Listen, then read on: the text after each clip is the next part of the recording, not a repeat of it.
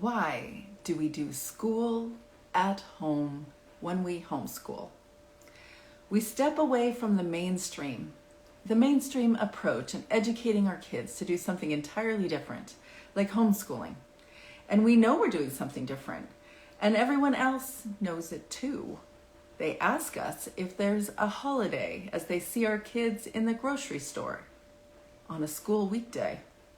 They ask us if we're certified, if we've been to teachers college, even though they haven't called it that since Anne of Green Gables attended.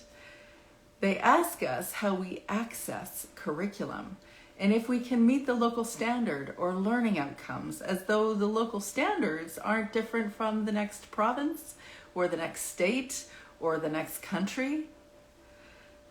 Even random strangers know that what we're doing isn't mainstream. It isn't a conventional, educational, brick and mortar approach, and yet, we bring our kids home or keep our kids home to have them sit at vintage desks that we found on Kijiji for a smoking hot price. We pine for that chalkboard that we ask for as a Mother's Day gift because it'll make an amazing Instagram backdrop for our homeschool.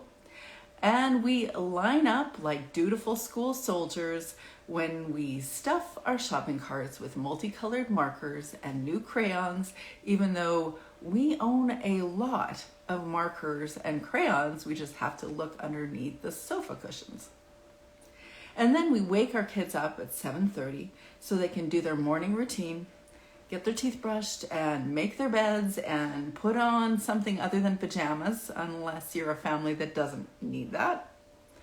You make breakfast, which means the oldest sibling grabs the cereal box and opens it up and pours it with a little bit of milk that goes into the bowl and a whole lot of Cheerios that goes down the counter. You find yourself on the family room sofa at 8:30 sharp for morning basket or circle time or morning announcements. All those three terms are known in the homeschool world, but in the homeschool or in the school world, it's known as morning bell, minus the sofa. We pull out the children's animal devotional and compare the functions of an animal to the character of God, either inspiring the kids' attention or just super weird. We read a passage from the classical composer's book and listen to a piece from Spotify because kids got to know the difference between a classical period and a romantic period. And the day continues in all sorts of academic ventures, and they're all amazing. And we feel like we have to do them because we need to give our kids an education, right? Well, what is an education anyways? In my course, Homeschool Mama Retreat, well, we're going to talk about what is an education anyways, and do you want to view your homeschool differently than you have before? Do you want to re-envision it?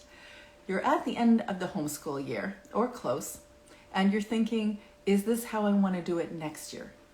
Well, if you want to explore a different way of thinking about your homeschool, check out the free mini-course, the Homeschool Mama Retreat, which you'll find in the link in the bio, and join me in re-envisioning your homeschool.